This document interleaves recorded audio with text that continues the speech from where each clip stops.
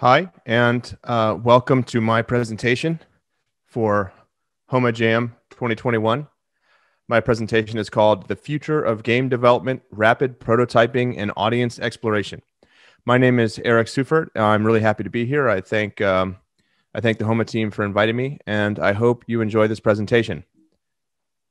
A bit about me before we begin. I run the website Mobile Dev Memo.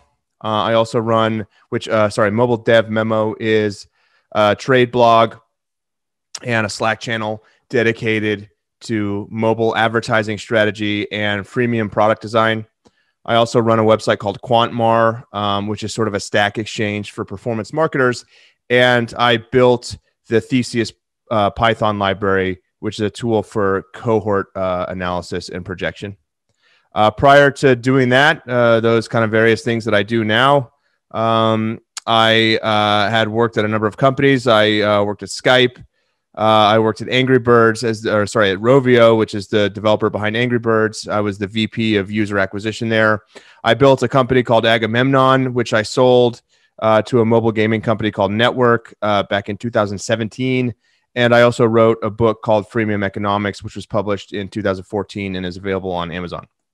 So just some kind of information about the structure of this presentation. I'll start with some background on why is rapid prototyping the future of game development? What is changing? What is changing to make rapid prototyping the future of game development? And then I'll move into what I call the power triad of resonance. The power triad of resonance, which is a concept that I came up with a few years ago that I think helps to inform decisions, design decisions, and art style decisions, and mechanic pairings with different themes and tones. It helps to inform those decisions when thinking about what kind of audience you're trying to attack with developing a game and publishing a game. And then finally, we'll talk about rapid prototyping. What is it? How do you do it? How do you work that into the development process? And how do you get from a very early MVP to a green light ready game that you ultimately will launch globally? So kind of a little bit of context before I get into the presentation. What is this presentation? Well, this presentation is a conceptual framework for approaching market penetration, right? A conceptual framework for entering the market and trying to succeed with a game, right? For building a game that you think will ultimately perform well in the market based on market conditions, based on audience segments and audience sizes. It is also a high-level strategy for growing a business, right? What this presentation is not. It is not a number of tips and tricks for building your game. It is also not it doesn't include any get-rich-quick advice. So if your goal in listening to this presentation was to get like sort of super tactical, very specific guidance on one particular thing that you should do to change the trajectory of your game, unfortunately, this presentation doesn't have that. If you're looking for like that one simple trick, that one simple setting to tune in your game to double your revenue or whatever, this presentation does not have that. This presentation is pretty high level and strategic. Okay, so some background. So why do we care about this? Well, digital ad platforms are facing regulatory and platform headwinds and will not be able to target ads as effectively as they previously have. So what I'm talking about there is, if you kind of follow the sort of mobile advertising space, or you just generally follow Apple and Google, you probably know that the IDFA is being deprecated by Apple, and that has a whole bunch of different knock-on effects on ad platforms. And the ultimate impact of that is that, game developers won't be able to sort of release these very niche games that then get sort of targeted to the relevant audience by Facebook, right? That's not going to be able to happen anymore. Facebook won't be able to go and find you these whales, right? Like a lot of games were built for very niche audiences, but those audiences were known to monetize very well. And what they could depend on was that Facebook would go and find them the whales. Well, that's probably not going to be as effective anymore. Facebook probably won't be as effective at being able to do that anymore. And so for this reason, developers will not be able to rely on platforms for building audience associations going forward. Developers must do their own audience exploration and deliver that game to that audience. Versus what kind of has been done till now, or at least in the sort of like 2016, 2017 till now epoch, which was developers developed the game, right? They developed a game that they wanted to make. And then they simply handed it over to these ad platforms, and the ad platforms did all that matching. The ad platforms found the audiences, and they advertised it to the right audiences, and the developer didn't really have to do anything. They just built the game and delivered it to the ad platform. So rapid prototyping is a means of exploring the total addressable market, right? TAM, total addressable market, and most relevant audience for a title before fully investing into development, right? So the tail wags the dog, right? This is kind of taking the opposite approach that most people normally take when they build a product. So you use advertising creative and early prototypes to find the audience that is best activated by game, theme, / mechanic combination, right?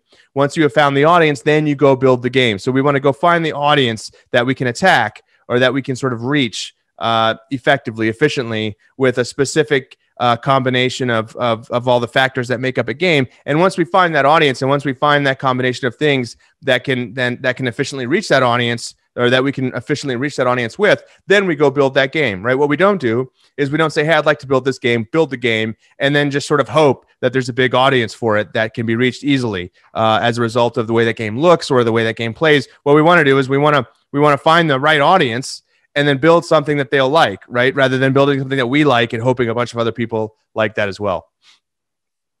So I think assessing the gaming landscape involves evaluating game mechanics first, right? The game mechanic is the sort of like, I think of it as the core loop. What is the sort of main thing that a player does in your game? What is the sort of main challenge or the main problem that the game poses to the player, and how do they solve that problem, right?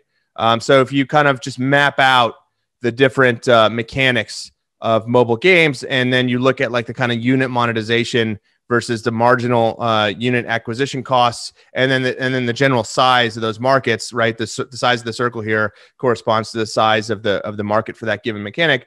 You see that like hyper casuals at the bottom left, right? It has low unit acquisition costs, but like low unit monetization. Social casino being at the top right, which is kind of, it's a small circle. It's not that big of a market for that type of game, but it has high unit monetization, high marginal unit acquisition costs. And when I say marginal unit acquisition costs, I mean like at scale, right? When this game is scaled, what is the cost of one additional player, right? And so I think if you think about these mechanics, right, the underlying mechanics, and how they sort of correspond to different sort of like unit monetization levels and different marginal unit acquisition costs, and then the general size of the markets, that helps you think about like, well, what is the total addressable market for any game within that segment, right? Within that mechanic segment.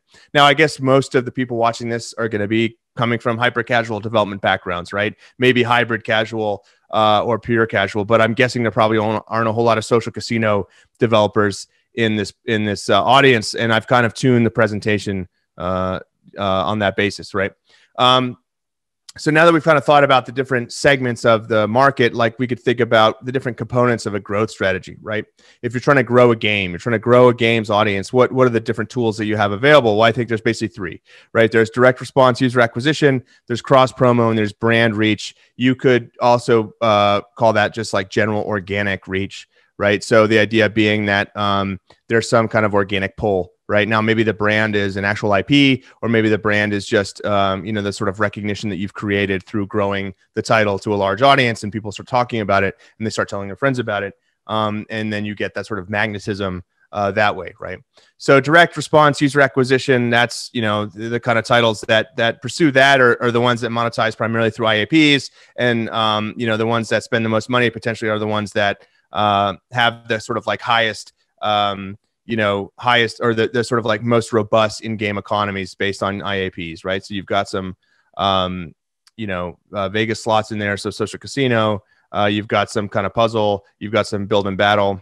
Cross promotion, a lot of the bigger hyper casual studios utilize cross promotion pretty heavily to promote new games and to drive new games up the charts, and to increase the kind of surface area of that discovery that then drives a lot of organic reach. And then brand reach. So brand reach or organic reach, just having built a brand or having built some sort of awareness of the game through just the sort of sheer size of the game, that then creates a kind of magnetic pull that creates a sort of center of gravity for that game that pulls a lot of people in without having to reach them with direct response ads or cross promotion, right? And then you get these kind of hybrid approaches, right? So you got, direct response user acquisition paired with brand reach. So that basically is, you've got like a kind of more IAP driven economy paired with a really popular IP, and maybe that helps you sort of offset some of that direct response user acquisition cost, or you combine all three, right? So you get some cross promo across a portfolio combined with brand reach,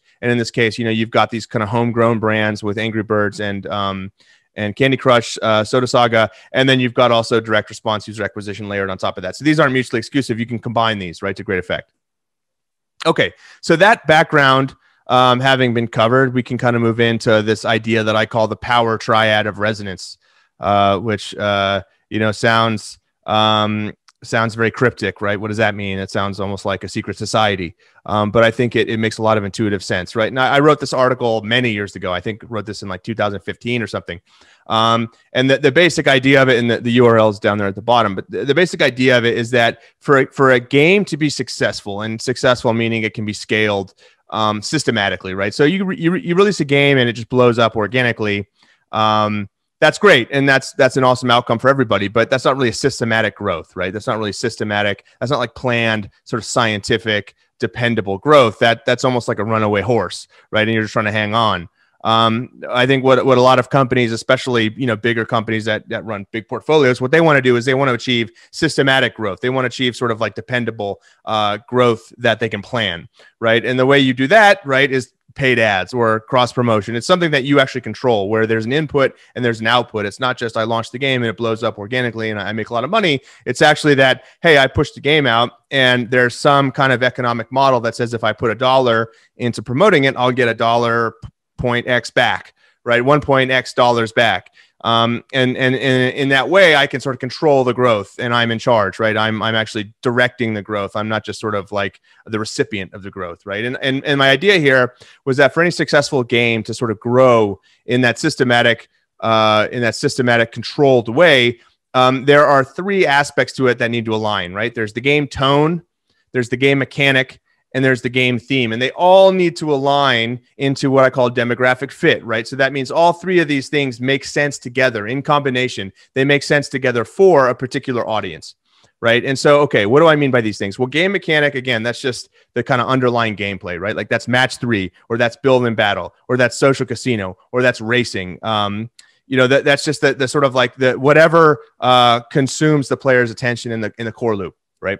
Not the meta game, but the core loop, the actual thing that they come into the game and that occupies their attention primarily in those moments of play, right? Not the sort of planning stuff that takes place after in the sort of meta game context. So that's the game mechanic, and the game theme is just almost like I call it the skin of the game. Like where does the game take place? Where's the narrative setting of the game, right? So a game theme might be like medieval, it might be space, it might be pirates. It might be New York mob. It's the setting of the game, where it takes place, the types of characters that are in it, and then the game tone is basically just the art style, right? Is it hyper realistic, photorealistic? Is it cartoony? Is it upbeat cartoony? Is it dark and brooding? Right now, you can imagine like a space game where it's dark and brooding, which the game tone is dark and brooding, versus it's cartoony and upbeat, right? You can picture those. Those two very distinct ideas, right? And all three of these things need to kind of come together and combine in a way that is appealing to the audience in order for this to be successful. In order for this to be successfully promoted to that specific audience, all three of these things need to be in alignment, right? So kind of that's a little bit of a background on this idea of the power triad of resonance. How do we align the game tone and the theme with the mechanic? Well, I think we start by asking ourselves a few questions. Does the mix of this theme with that mechanic produce a game that is cheap / easy to distribute with UA, right? That reaches an audience in a way that's resonant, in a way that's appealing, in a way that doesn't have much friction, right? In terms of people wanting to click on the ads.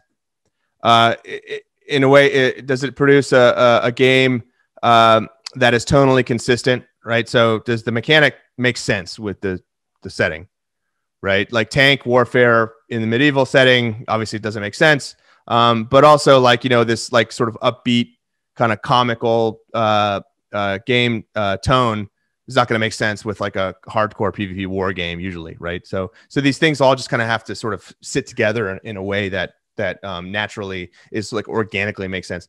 And does this game activate an existing audience in a way that makes them eager to spend money, right? So is there an existing audience for this type of game? And does it make them excited to play, right? And so I say spend money. If you're coming from the hyper casual perspective, you probably don't care that much about spending money. You probably care more just about engaging a lot, right? And so you could kind of replace those words with engaged a lot. Like, does this activate an existing audience, an audience that is known to exist for a certain type of game, and does it activate them in a way that makes them eager to engage a lot? Right. And we can take some examples of this, or we can look at some kind of what we think are probably counter examples or you know, sort of like negative scenarios. Right. So we've got Kim Kardashian, the game. It works, right? Because it's like the simulation game, and it's sort of like this upbeat, cartoony tone. And the theme is just like, you know, making your way in Hollywood or whatever. But what if we just put Kim Kardashian as like the main character in a 4X battle game? Well, it's probably not going to work as well. Like, it's not tonally consistent. Like, why is Kim Kardashian there? You know, why is Kim Kardashian fighting? It just doesn't make sense. Why is it setting? Why is, you know, it's none of this makes sense when it's put together. It's just a bad fit. It's not tonally consistent, right? So these things just need to sort of align in a way that makes sense and that also appeals to the audience. Like the Kim Kardashian audience is not the people that would like to play, the people that would like to click an ad for a Kim Kardashian game probably don't play 4X battle games. That's just an assumption on my part. We could vet that assumption, but my guess is that that's probably not the right audience, right? You're not getting any benefit, right, from that brand association or that theme and that tone with that game mechanic. So how do we vet a game before launch, right? So we answer a couple questions. And when I say vet a game before launch, I mean that the whole sort of like development and soft launch process. So who wants to play this game? Do many of those people exist? Can those people be reached with ads? And so, you know, if we start with these questions, we can, you know, if we say, you know, no, or who wants to play this game? I don't know. Do many of those people exist? I'm not sure. Can those people be reached with ads? I don't know. Well, you're not really going into development with your, you know, with your eyes wide open with sort of like a portfolio of data ready to support the development of this game, right?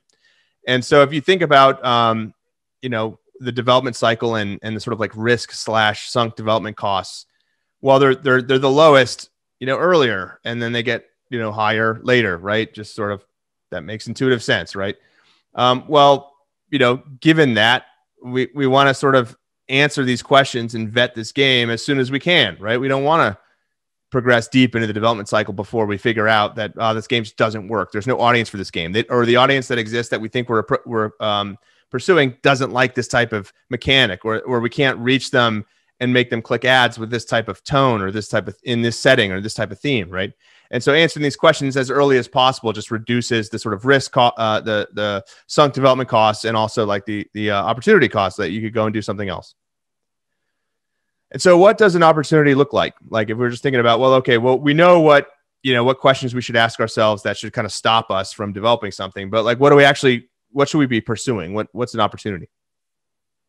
So I like to think about, you know, if we think about like just the top charts, you know, what types of games exist across this sort of spectrum of the top downloaded chart, right? Well, at the top, we've just got like a game, and this is, you know, meant to be the top downloaded chart. It says grossing on the left. That's a mistake. It should be the top 100 downloaded chart.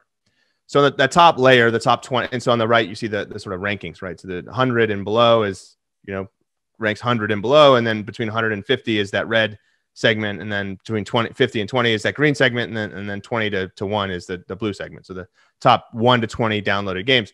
Well, the top 1 to 20 downloaded games, you know, massive developer with a huge balance sheet, right? They have they do massive UA or UA on a massive scale, and or have extreme virality. Then, you know, the next layer down is just a large developer, usually operating a big portfolio. They have, you know, a downloaded game between 20 and 50. And they run sophisticated UA and or significant or have significant virality.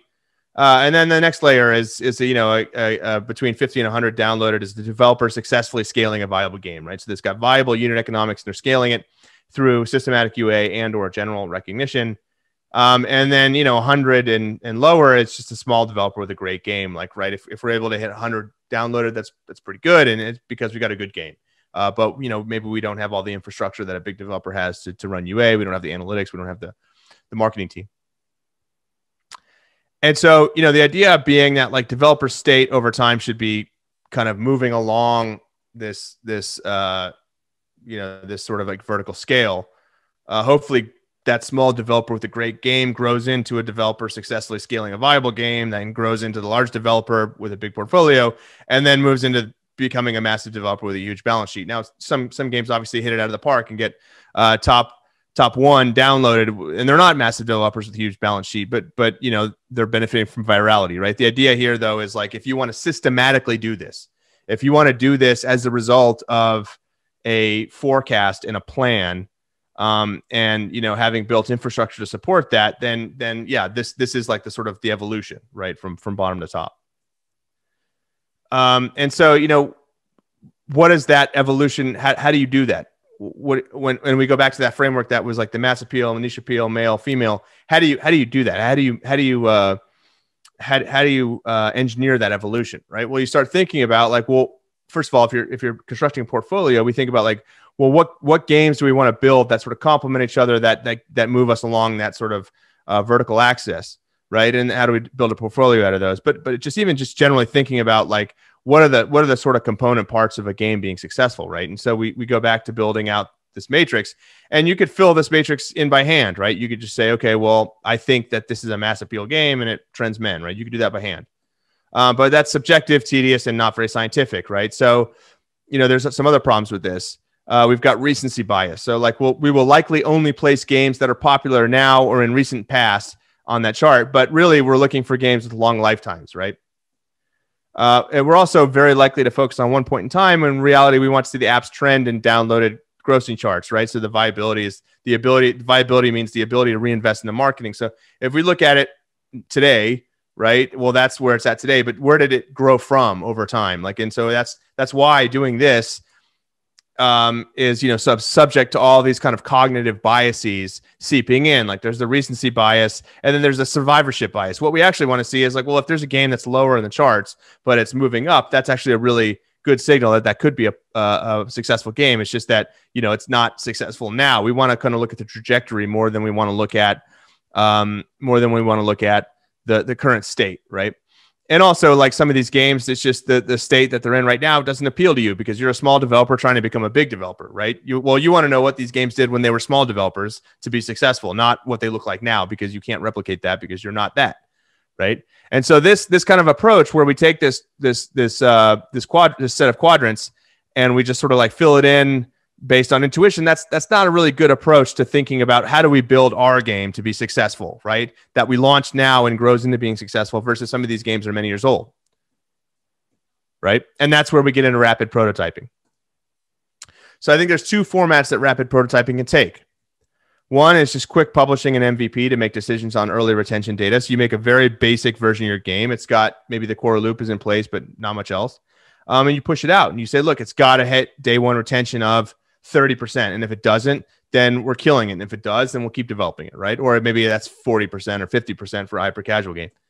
And the other is to click test creatives to fake app stores or to just other apps, maybe in your portfolio, in order to get a sense of funnel conversion. So here, we're not even really looking at the sort of in-app performance, the in-game performance. We're just looking at our ability to promote this, to get people to click on it, right? So these are not mutually exclusive. A lot of times people use these kind of in combination, right? You'll do both. You'll start with click testing creatives, and you'll progress into the quick publishing MVP, and you'll develop the MVP, and it'll progress and progress and progress, and then you'll green light it. But the idea here is that if we go back to this idea of like filling out this matrix, this is just based on gut intuition. That's not going to be very scientific. We don't know what these games did at launch to become the successes they are today. We're just sort of backfilling this based on these two sort of cognitive biases. What we really want to do is we want to test something right now. We want to see what will the market support right now? How can we get something into people's hands and see if they click on it, A, and then they just play it, and engage with it, B, and, does the sort of state of the market now support building this game or not? Now, we could go based on intuition and we could look at what the market looks like now and what games are successful now, but we don't know what those games did when they were just launched or how they went through soft launch, right? It's better to get real data from real users than it is to sort of backfill a kind of matrix like that and get a sense for what successful games now look like across all these different demographic dimensions. And so this is kind of, a standard, I guess, like call it a template for doing this rapid proto testing. So you start with this fake app store click test, right? And what that means is, there's these products, you can find, a number of them on just Google for fake app store. I won't promote them specifically now, and there's a couple of them, but you basically, you create ads, you put budget into the ads, and the ads actually lead to a website that looks just like the App Store, right? And so people think they're on the App Store, and then they click install, and then what you do is you collect all the click-through data, and you collect the number of times that they click that install button, kind of mapping that to what would have been an install, and you can get different metrics, right? So you can get a click-through rate, you can get an IPM, and you can even get a CPI, right? Because you get the costs associated with that, and you can use that data.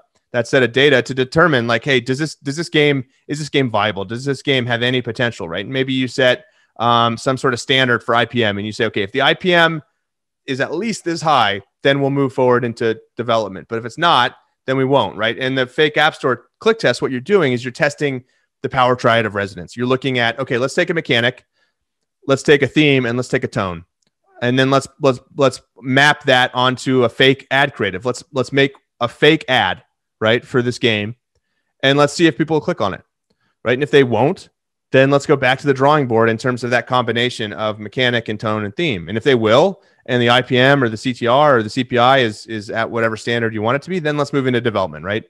And then you get to an MVP release. And what this is, the arrow kind of pointing back to it, it's just that this is a cycle, right? This is like an iterative cycle, and you keep sort of adding more content to the MVP and tuning it and polishing it.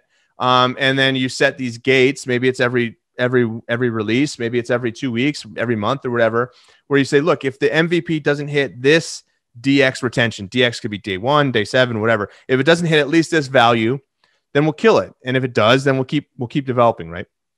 And so what you're doing here is you're validating in this process, you're validating the game concept through the mechanic times the theme times the tone. And that sort of passing whatever that standard is means you initiate development of the game. And then the development of the MVP progresses in iterative waves based on performance gates. And the game is either greenlit to the next development phase or not at each one of those gates. And then the global launch is contingent on hitting engagement targets, right? So maybe finally we say we're not going to release a game until we see that D30 is 20%, right? Or 15% or whatever. And so it's just a matter of getting from that day 1 to that day 30 through these iterative release cycles. And then determining, each time, do we want to greenlight this to the next sort of development cycle or not? Do we want to kill it and save our time? And then, going back to save our time and save our money, right? Because the earlier you kill it on this arrow, the more money you save and the more sort of opportunity costs you save. So what are some resources for developing ideas / concepts? I think a good one is the Facebook ads library. It's free. So you can go and you can see what games are popular, and you do that through just the top charts. And then you say, okay, what types of ad creative are they using? And so what are they doing to sort of promote that? And how can we take that data and sort of parse it and use it as feedback in the design of our game or the planning of our game, right? In the determination of what we actually want to build. And then actually Sensor Tower. I think, my sense is that, and I kind of say this privately a lot, but like being really good at Sensor Tower is a competitive advantage. And when I say good, I mean you can navigate it quickly and you can sort of ingest all the data. You know where to look for things. Being really good at Sensor Tower is a competitive advantage, right? Being able to survey the market very quickly, understanding what's working, what's not, that's a competitive advantage, right? And so using Sensor Tower to figure out what combinations of theme / tone / mechanics are successfully ascending the downloaded / grossing ranks, right? So those are tools. Those are resources for developing ideas / concepts. And then, all of this progresses, the development of the MVP and the rapid prototyping, it progresses based on some sort of model of DAU / revenue. So ARPDAU, et cetera, right? So gate 1 is like the earliest MVP. And you're looking at maybe, this is just, this is an example, but day 1 retention, right? We want day 1 retention of at least 40% or we kill. And then gate 2 is day 3 retention. So we need day 3 retention of at least, 30% or 20% or whatever. And then we go to gate 3, which is day 7 or 14 or day 30 or whatever. And then finally you get to a green light that depends on the genre / modeled goals, right? So we've got a model, right? We've got a model of here's what click-through rate is. Here's what IPM is. Here's what CPI is, right? Here's what day one retention is, here's day 2, day 3, day 4, whatever. We've got this model, and we can sort of forecast how much money we're going to make, because we can kind of get we have an estimate of, like, let's say we're a hyper casual game. So we have an estimate of what our CPMs will be for our ads. And we know how we kind of have an estimate based on our click tests of how much we'll pay to get a user. And then we have all this retention data that'll give us a sense of what our DAU looks like. And we kind of know sessions per day just based on observing people using the game. And based on all that data that we aggregate, we can build a model. And it can be simple. It could be in Excel, right? Or maybe it's this more complex Python model. But the idea is we can build a model, right? And there's actual sort of data that we can use to inform our decision of, like, should we kill this or not? Because based on our forecast, based on our model, our retention is not high enough to produce the DAU that we need, right? Based on the CPM that we're getting to actually support UA, and so that we won't be able to grow this game, right? Based on the model that we have and all the data that we've collected, this game is non-viable, right? We're just not able to produce a high enough level of DAU because retention is not good enough, right? And at least then you're making a decision that's based on assumptions, but those assumptions are informed by data, right? And so that's a scientific approach. That's a systematic approach to growing your game, right? And tools like Theseus, that's why I built this, is to help people do these kind of DAU/revenue projections. So thank you very much. That's my presentation. You can find me on Twitter at Eric_Seufert. You can also email me at eric@mobiledevmemo.com. My ambition was to get this recorded in 30 minutes, and I think I did that. I think I had to talk kind of fast in order to do that, but I hope you enjoyed the presentation. I hope you could understand everything I was saying, even though I was talking very fast. Thank you very much, and thank you to the HOMA team for having me today.